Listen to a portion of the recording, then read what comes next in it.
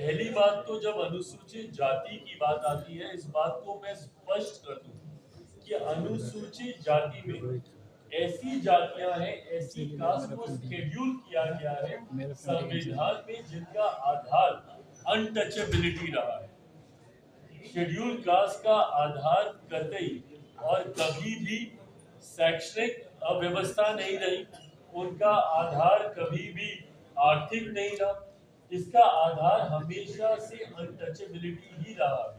इसमें हमारे संविधान में ऐसी जातियों को शेड्यूल कास्ट के तहत शेड्यूल किया गया है जो कहीं ना कहीं कभी ना कभी छुआछूत का शिकार रही है। तो ऐसे में रिजर्वेशन विधि रिजर्वेशन का कंसेप्ट शेड्यूल कास्ट में आ ही नहीं सकता।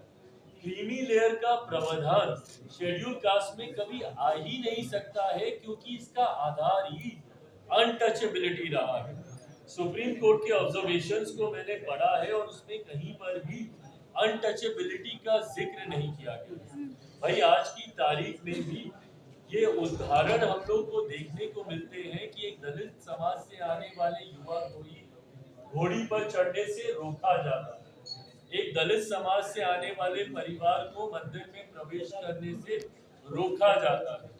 कई ऐसे उदाहरण हम लोग के सामने हैं जहां पर संपन्न लोग भी जो कहीं ना कहीं समाज में एक अच्छी पहचान बना चुके हैं, वो लोग भी जो दलित समाज से आते हैं जब मंदिर में जाते हैं तो मंदिर धुलवाया जाता है। तो आज भी इस तरीके के भेदभाव को प्रैक्टिस किया जा रहा है। तो जब भेदभाव छुआछूत के आधार पर हो रहा है, ये भेदभाव कहीं शिक्षा के आधार पर नहीं हो रहा, ये भेदभाव कहीं आर्थिक दृष्टि से नहीं हो रहा कि भाई आर्थिक तौर पर आप सक्षम हो गए तो अब कोई भेदभाव नहीं होगा।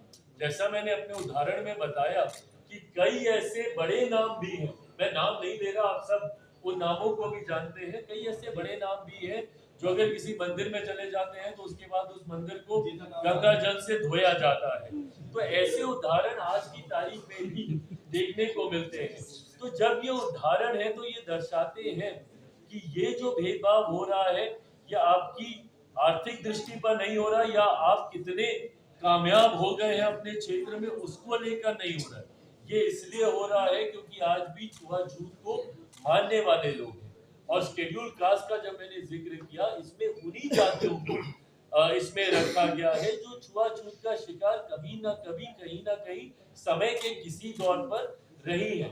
तो जब आधार आपका छुआछूत है तो ऐसे में क्रीमी लेयर का प्रावधान या रिजर्वेशन विधि रिजर्वेशन का प्रावधान हो ही नहीं सकता है। इसीलिए मैं और मेरी पार्टी लोक जनशक्ति पार्टी इससे असहमति रखती है और इसीलिए हम लोगों ने पुनर्विचार याचिका सुप्रीम कोर्ट में हम लोग आने वाले दिनों में हम लोग दाखिल करने। क्या अध्यादेश का भी आप मन में सोच रखे सर कि अगर वो पुनः याचिका? मैं सरकार का हिस्सा हूँ और मेरे पास सरकार के भीतर इन चर्चाओं को करने की गुंजाइश मुझे मिलती है।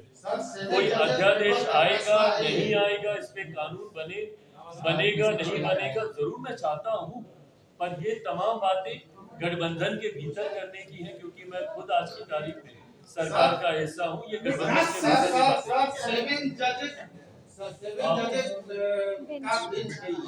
अब इसके बाद आप कहाँ पे कैसे किससे भी है क्या? ये संवैधानिक बेंच है, इनका कहना है। तो ये हम लोग का अधिकार है।